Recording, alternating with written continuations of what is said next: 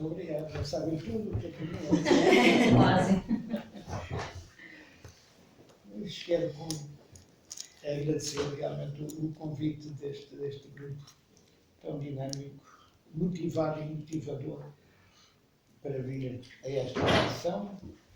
Aceitei com gosto, porque é o tipo de trabalho que eu gosto de fazer, muito mais do que fazer uma palestra numa sala para 300 ou 400 pessoas, estar num grupo cerca de 20, ou não chegando a 20 pessoas, realmente, onde se possa comunicar, onde se possa efetivamente dialogar.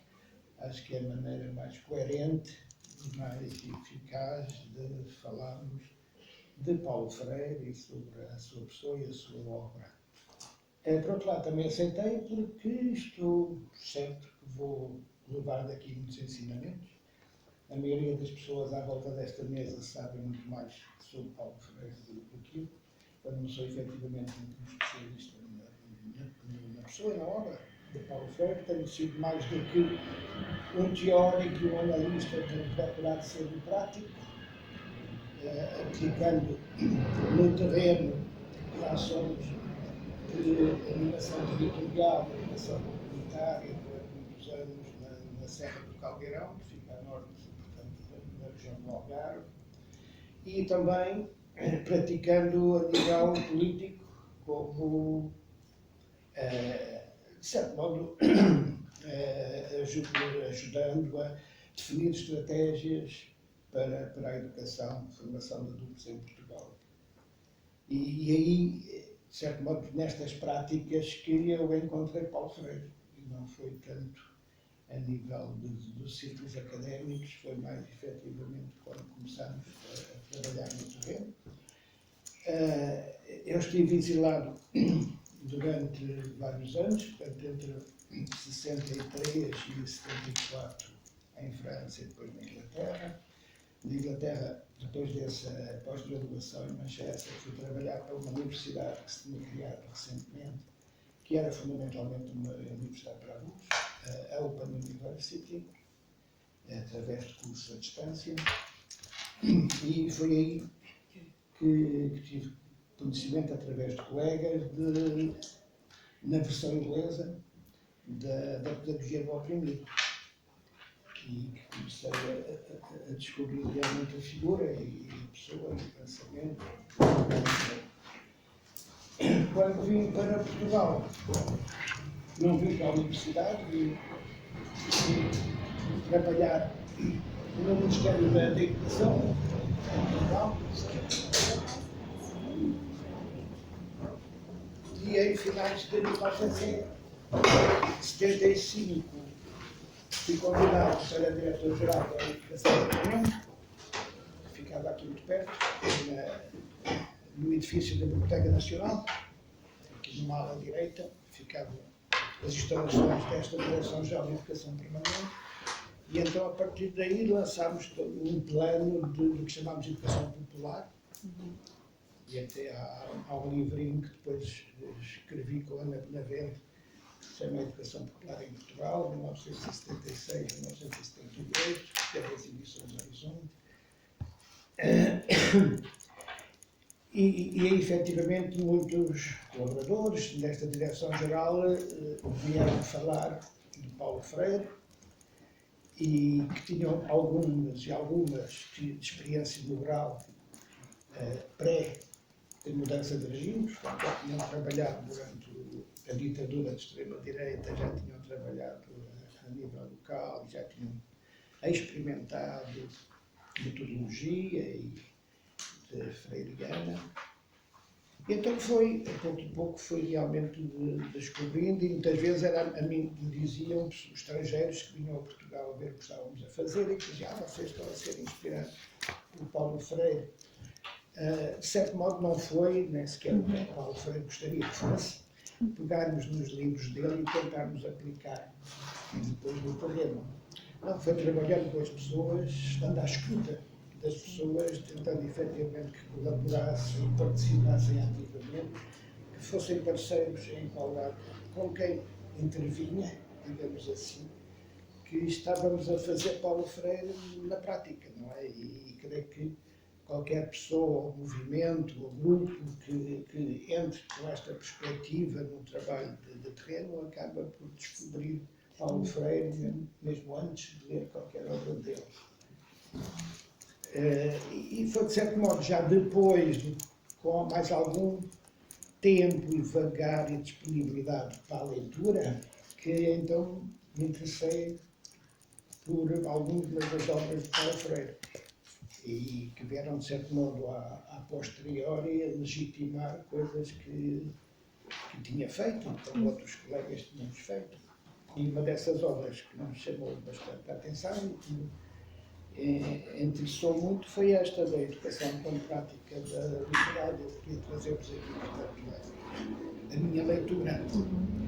Não é uma análise exaustiva, digamos assim, do livro. Vou selecionar uns quantos pontos que a mim me interessaram sobremaneira e gostava de partilhar convosco algumas ideias sobre como é que li alguns destes textos, destes parágrafos. Portanto, eu vou ler aqui um bocadinho do que escrevi. Portanto, eu digo aqui que durante muito tempo não tive efetivamente muita disponibilidade para leituras e estava muito empenhado nos projetos de intervenção comunitária, que aconteceu entre 85 e 98. Depois vim trabalhar aqui para Lisboa 2 anos no Ministério da Educação, que foi quando lançámos as bases para um novo sistema de educação e formação de adultos em Portugal.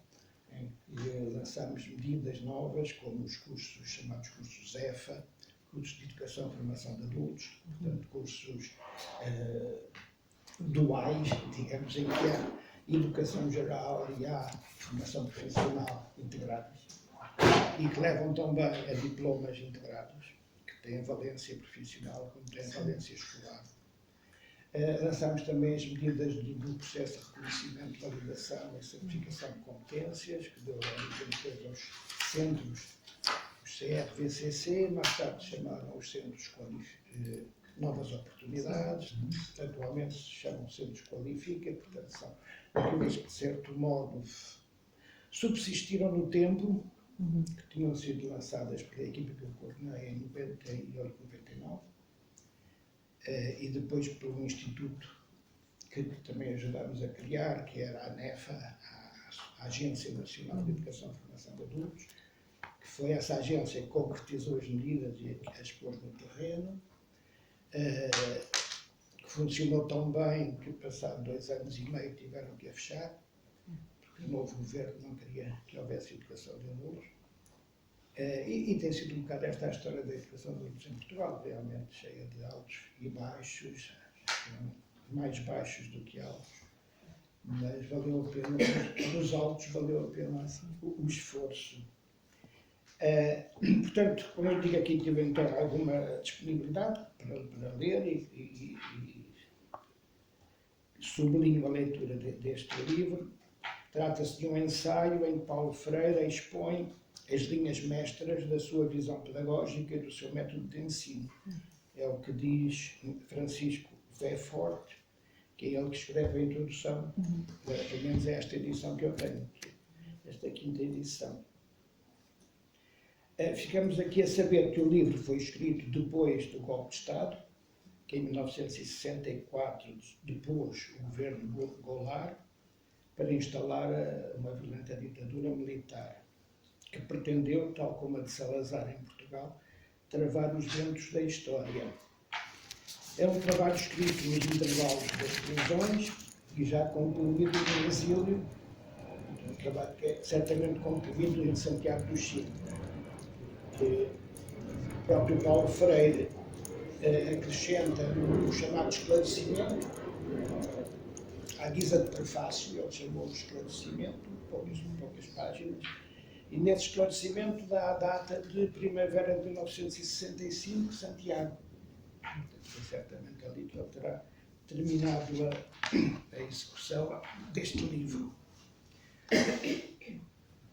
Portanto, agora vamos ver como o argumento do livro processa-se Para começar, a dicotomia entre sujeito e objeto, acho que é algo para o que ele chama a atenção, começando por dizer que cada pessoa, eu digo pessoa, na altura Paulo Freire utiliza sempre a palavra homem, homem no sentido comum, não é? Mas acho que fica... Hoje em dia diríamos pessoa, Sim. Não há necessidade de dizer homem. Cada pessoa tem a capacidade, portanto a necessidade, de atingir um nível de autonomia que lhe permita ser sujeito e não objeto da sua própria história. De certo modo, Paulo Freire não é a primeira pessoa na história da educação ou da filosofia a dizer isto, não é? Mas está na linha de continuidade, digamos, do pensamento, podemos chamar humanista, relativamente à educação e ao papel da educação. Talvez, porque eu conheça, o filósofo que melhor terá fundamentado esta perspectiva terá sido Spinoza. Antes dele, também o educador Comenius também chamou a atenção e defendeu esta perspectiva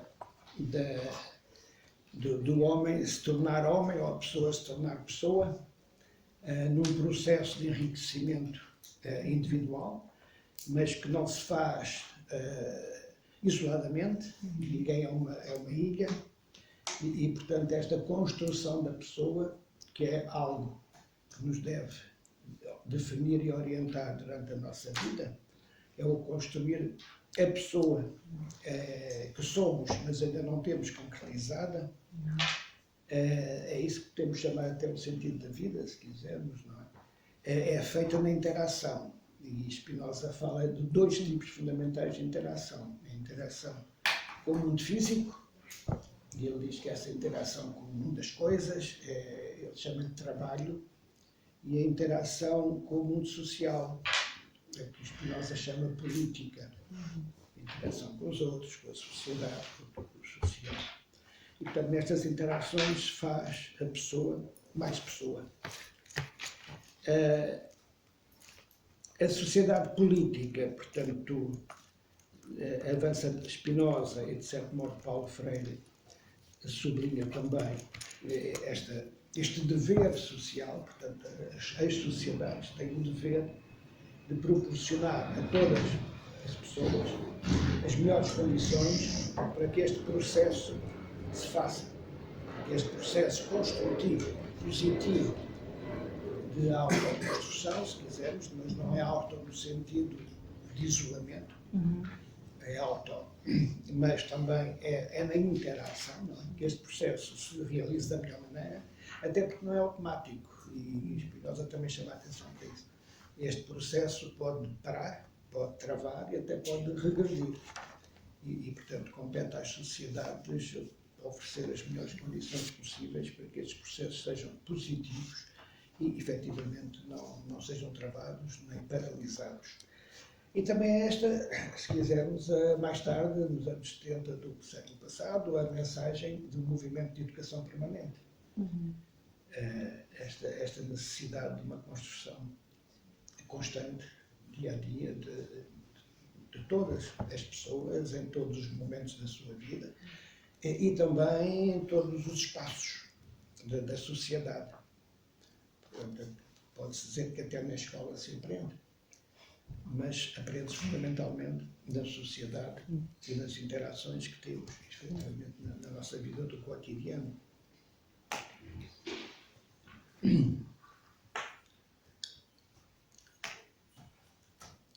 Portanto, isto aqui, tanto diz Spinoza como Paulo Freire, não é de forma automática que todos podem assumir a tarefa de se construir como pessoas, uma tarefa que é sempre penosa, porque responsabiliza. Portanto, esta ideia de que há liberdade de nos construirmos, tem de haver, mas também há uma forte responsabilidade de o fazermos. E assumir esta responsabilidade não é fácil. E muitas vezes até por falta de confiança, de autoestima, de uma condição social que não dá às pessoas essa consciência e convicção de que poderão melhorar, de que poderão prosperar e portanto, daí o dever das sociedades de criar as condições mais propícias a que esse processo se desenvolva. E a educação tem aqui um papel imprescindível, mas acrescenta logo Paulo Freire que não é qualquer educação. Não é a educação, e ele põe entre aspas, não é a educação direcionada para o conformismo, para o ajustamento ao status quo, mas é a educação que visa a libertação, a autonomia, o ser sujeito, e não para a domesticação, que é uma das expressões de Paulo Freire neste livro. Paulo Freire começa por sublinhar a necessidade que todos sentimos de existir. Ele sublinha existir. Existir ultrapassa viver. É mais do que estar no mundo. É estar nele e com ele. Estou a citar literalmente o que Paulo Freire escreve. É transcender, discernir, dialogar, comunicar e participar, que são exclusividades do existir. E assim descobrimos a nossa temporalidade. Atinge o ontem, reconhece o hoje e descobre o amanhã. São palavras dele. E continua. A posição normal do homem no mundo não se esgota em mera passividade, herdando a experiência adquirida, criando e recriando, integrando-se às condições do seu contexto, respondendo aos seus desafios, objetivando-se a si próprio, discernindo, transcendendo, lança-se o homem num domínio que lhe é exclusivo, o da história e o da cultura. Relativamente aos demais animais, ele considera que é exclusivo do homem o criar história e o criar cultura. Para o autor, é a integração no seu contexto, mas uma real integração, não a simples adaptação, a acomodação ou ajustamento. A grande luta do ser humano, digamos, vem sendo, diz Paulo Freire, através dos tempos, a de superar os fatores que o fazem acomodado ou ajustado. É a luta pela sua humanização, ameaçada constantemente pela opressão. Regressando ao pensamento de Spinoza, que dizia que estes processos podem ser travados, podem ser efetivamente empurrados para trás. É esta luta que Paulo Freire chama pela humanização. O homem ser cada vez mais homem, descobrindo a sua humanidade neste processo que é ameaçado constantemente pela opressão. Esta opressão assenta sempre na violência, diz Paulo Freire, cuja brutalidade ganha formas diferentes, consoante as épocas e as sociedades. Umas vezes com a expressão física, outras vezes com um teor mais marcadamente mental ou de aparência cultural.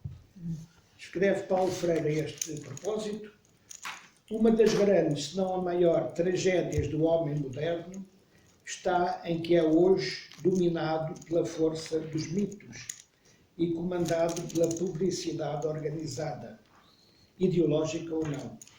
E por isso vem renunciando cada vez mais, sem o saber, à sua capacidade de decidir. Vem sendo expulso da órbita das decisões. As tarefas do seu tempo não são captadas pelo homem simples, mas a ele apresentadas por uma elite que as interpreta e lhes entrega em forma de receita, de prescrição a ser seguida. E quando julga que se salva, seguindo as prescrições, afoga-se no anonimato nivelador da massificação, sem esperança e sem fé, domesticado e acomodado. Já não é sujeito, rebaixa-se a puro objeto. Isto são palavras de Paulo Freire, e, portanto, vemos aqui uma outra dicotomia, que é domesticação versus libertação.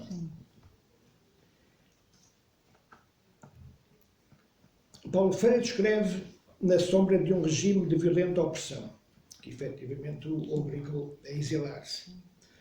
Assente em aprisionamentos arbitrários, tortura, assassinatos.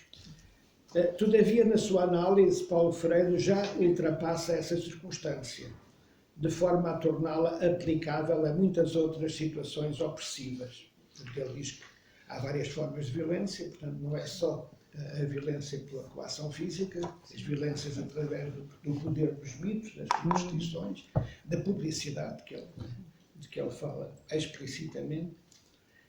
E, portanto, Paulo Freire, embora referindo-se à ditadura que reinava então no Brasil, aplica, de certo modo, o seu pensamento a outras situações e que podemos aplicar também hoje àquilo que podemos chamar o totalitarismo suave do hemisfério ocidental. Aqui hoje somos condenados pela dominação mundial da finança globalizada. Em sociedades em transição rápida e radical, como foi o Brasil nos anos 60 e como foi Portugal após 1974, se o cidadão não tiver, como diz Paulo Freire, a capacidade de captar criticamente os seus temas, de conhecer para interferir,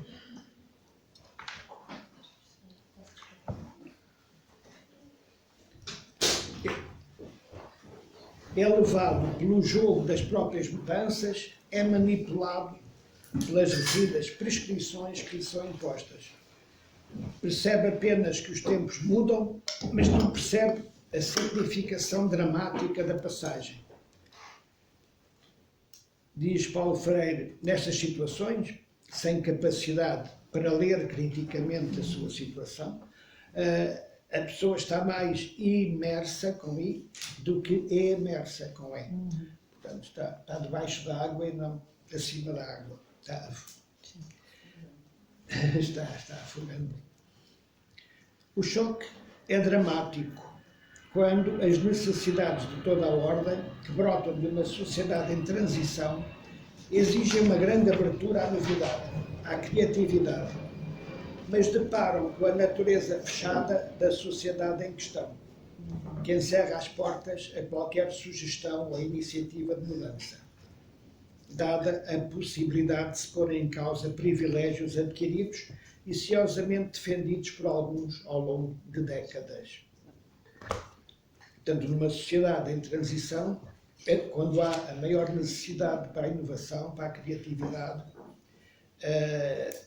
enfrenta-se uma situação de fechamento, de cerramento, causado pelas elites que detêm o poder e não querem efetivamente que esses privilégios sejam postos em causa. E temos aqui uma nova dicotomia que ela apresenta entre a sociedade fechada versus sociedade aberta.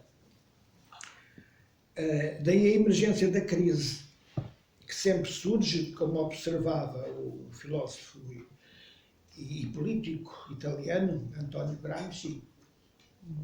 A política surge sempre, diz ele, quando morre o velho e o novo hesita em nascer. É quando entramos em crise. Por isso, nestas fases de trânsito, a educação torna-se uma tarefa altamente importante. Tarefa que incumbe sobremaneira a pessoas radicais. E agora vamos ver uma outra dicotomia que eu considero relevante e continua a ser nos nossos dias, entre aquilo que ele chama as pessoas radicais e o que ele chama pessoas sectárias. As pessoas radicais tentam sempre convencer, mas nunca esmagar o oponente.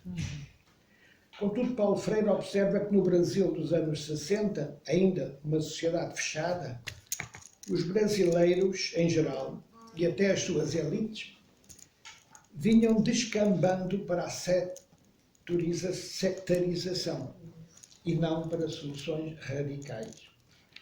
E, diz Paulo Freire, a sectarização é arrogante, é antidialogal e, por isso, anticomunicativa. É reacionária, seja assumida por direitistas ou por esquerdistas. O autor vê no sectário alguém que se põe diante da história como seu único fazedor, como seu proprietário, e daí que os sectários reduzam o povo à massa. O povo não conta, a não ser como suporte para seus fins. Não pensa, pensam por ele, e é na condição de protegido, de menor de idade, que é visto pelo sectário. Jamais fará uma revolução verdadeiramente libertadora, precisamente porque também não é livre. Quanto ao radical, à pessoa radical, esse reconhece que não se pode deter nem antecipar a história. Pode e deve, como sujeito, com outros sujeitos, ajudar e acelerar as transformações, na medida em que conhece para poder interferir.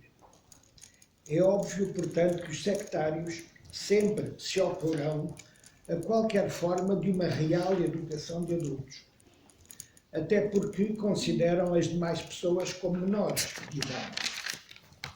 Enquanto para os radicais, a educação será um instrumento essencial para uma transformação libertadora das sociedades. E, acrescento eu, dado o desinteresse, se não a hostilidade, dos sucessivos governos portugueses perante uma política pública integrada e abrangente para a educação de adultos, não me custa concluir que a nossa classe política, tanto a direitista como a esquerdista, terá sido maioritariamente composta por sectários e não por radicais. Tanto mais que Paulo Freire nos chama a atenção para o facto de o senso de responsabilidade de verdadeiros representantes das elites dirigentes os levar cada vez mais a se identificarem com o povo, a comunicar-se com ele pelo seu testemunho e pela ação educativa. Portanto, o sentido de responsabilidade de verdadeiros representantes, o que não parece ser uma raridade, de termos esses verdadeiros representantes que se identifiquem com o povo e que comuniquem com o povo pelo seu testemunho e pela ação educativa.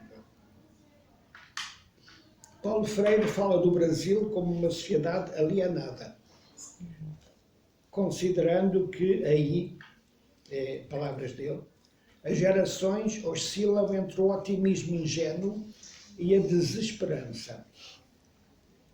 Incapazes de projetos autónomos de vida, buscam nos transplantes inadequados a solução para os problemas do seu contexto.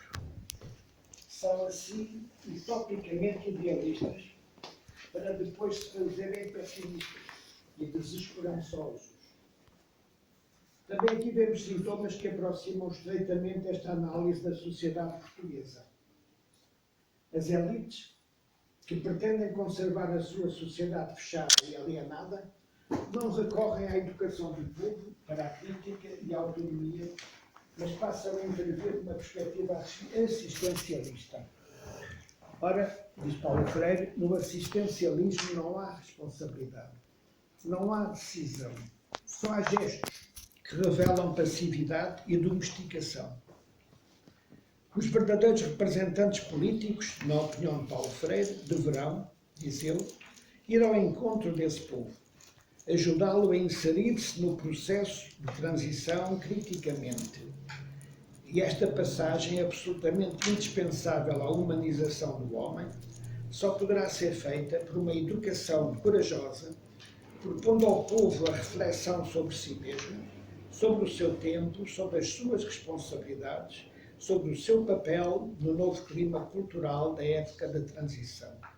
Sem um processo de educação crítica, num contexto de responsabilização e participação crescentes, a consciência transitivo-ingênua, como chama Paulo Freire, que é própria de uma sociedade alienada que está em transição, esta consciência transitivo-ingênua, em vez de evoluir para o transitivo crítica, característica da mentalidade legitimamente democrática, vai distorcer-se para uma forma rebaixativa, ostensivamente desumanizada, característica da massificação. Portanto, aqui temos a outra dicotomia entre uma sociedade alienada e uma sociedade autónoma, em vias de de libertação. Referindo-se à experiência democrática do governo Goulart, nos primeiros anos dos anos 60, Paulo Freire apresenta uma análise que assenta quase como uma luva no nosso Portugal pós-1974.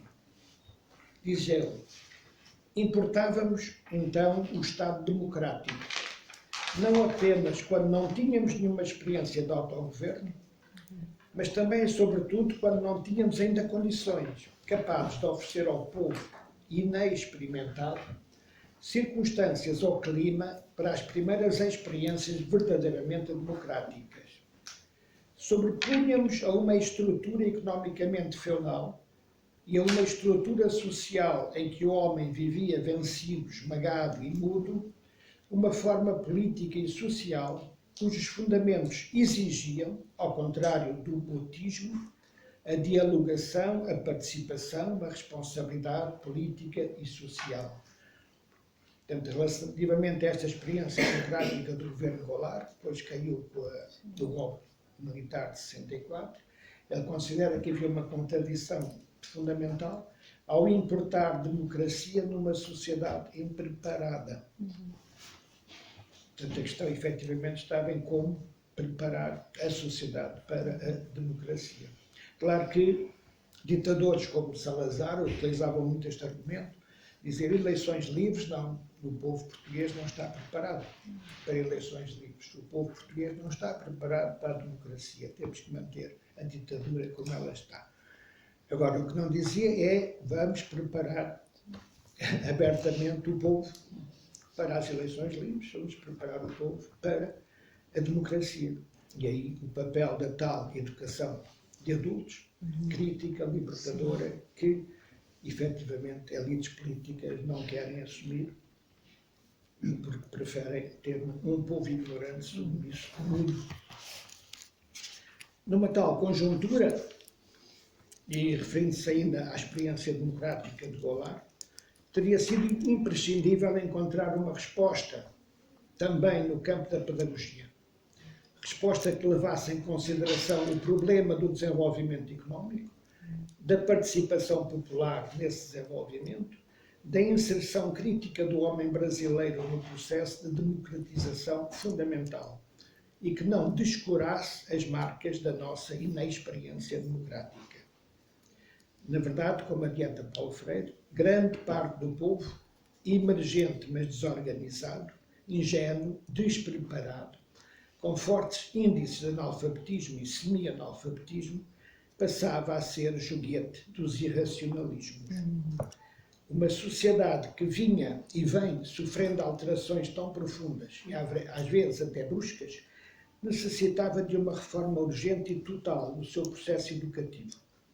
Necessitávamos de uma educação para a decisão, para a responsabilidade social e política. Sentíamos que estava a nossa democracia em aprendizagem, que não lhe daria ao cidadão a convicção de que participava das mudanças da sua sociedade. E esta é uma convicção indispensável ao desenvolvimento da democracia. Duplamente importante, se nos apresentava o esforço de reformulação do nosso agir educativo no sentido da autêntica democracia. Agir educativo que, não esquecendo ou desconhecendo as condições culturológicas da nossa formação paternalista vertical e por isso antidemocrática, não esquecesse também e sobretudo as condições novas da atualidade.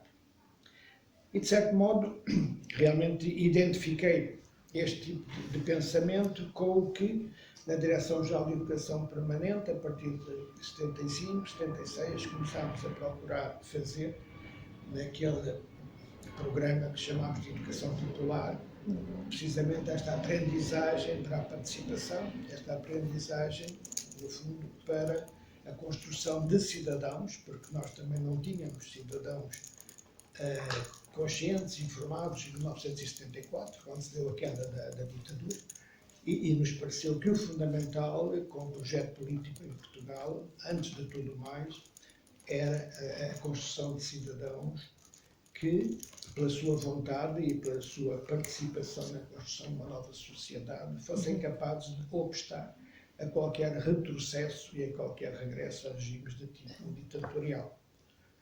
E utilizarmos, de certo modo, os processos de educação fundamentalmente neste sentido.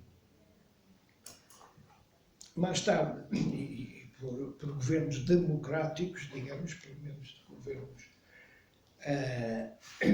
em que formalmente vivíamos em democracia, com liberdade de associação, de expressão, liberdade de partidos políticos e tudo mais, mas o que é facto também é que, quando se colocou como objetivo fundamental dos governos em Portugal, quer de tendência mais à direita, mais à esquerda, mais ao centro, como projeto fundamental da sociedade portuguesa ou dos governos portugueses, passou a ser a integração na chamada CEE, a Comunidade Económica Europeia, atualmente a União Europeia, e nesse sentido foi considerado como inoportuno este processo que estava a iniciar-se de educação popular, de educação de participação, portanto, das populações nas suas decisões, este tipo de processos participativos a nível comunitário, local, considerando que isso era fundamentalmente terceiro-mundista e que era necessário era apostar na formação profissional, na qualificação dos recursos humanos, na competitividade, na produtividade da economia, porque isso é que efetivamente ia satisfazer os nossos parceiros europeus e, no fundo, era essa, e continua a ser, a mensagem fundamental dos arquitetos da União Europeia. Uma participação cívica real e, em paralelo, um forte investimento numa educação para todos, crítica e capacitadora, isto é, geradora de empowerment, são os dois pilares de uma estratégia que pretenda gerir positivamente esta transição de uma sociedade pouco desenvolvida, fechada, alienada, para uma sociedade em progressão, em abertura, em libertação. Portanto, por um lado, uma participação cívica forte, por outro lado, um forte investimento numa educação crítica, capacitadora. Como nos diz Paulo Freire, cada vez mais nos convencíamos, e estamos convencidos hoje, de que para tal teria o homem brasileiro, e podemos também pensar no homem português, teria o homem brasileiro de ganhar a sua responsabilidade social e política, existindo, vivenciando essa responsabilidade, portanto, participando, ganhando cada vez maior ingerência nos destinos da escola do seu filho, nos destinos dos sindicatos, da sua empresa, na vida do seu bairro, da sua igreja, da sua comunidade rural, pela participação atuante em associações, em clubes, em sociedades beneficentes, etc. Portanto, esta ideia de que aprendemos democracia fazendo democracia e a todos os níveis do nosso cotidiano. Não é efetivamente apenas de 4 em 4 ou de 5 em 5 anos, colocando um boletim de voto na urna, mas é fazendo democracia no dia a dia, em família, até que ponto as famílias são democratas ou ditatoriais, nas associações onde estamos, na escola. Será que as escolas são fontes de democracia ou são fontes de dominação e opressão e alienação? No bairro, na empresa, no trabalho, portanto, o trabalho é um contexto libertador, é um contexto alienante, e acrescenta ele numa sintonia perfeita com a situação portuguesa. O problema para nós prosseguia e transcendia a superação do analfabetismo. Situava-se na necessidade de superarmos também a nossa inexperiência democrática. A ideia é que não podemos esquecer que somos inexperientes democraticamente, e não o deveríamos ter esquecido.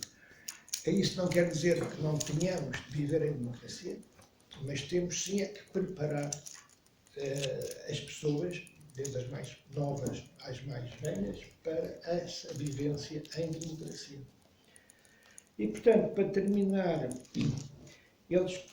Paulo Freire escreve ainda nas últimas páginas: a democracia e a educação democrática fundam-se ambas precisamente na crença no homem, na crença em que, eu diria a pessoa, portanto, na crença em que uma pessoa não só pode, mas deve discutir os seus problemas, os problemas do seu país, do seu continente, do mundo, os problemas do seu trabalho e os problemas da própria democracia. Tudo isto deve ser lido de forma crítica, discutido de forma aberta. A educação, diz por fim Paulo Freire, é um ato de amor. Por isso, um ato de coragem. Não pode temer o debate. Não pode fugir à discussão criadora. Depois, na parte final do livro, Paulo Freire apresenta o livro, portanto, uma série de experiências que, diz ele, vínhamos acumulando no campo da educação de adultos há mais de 15 anos.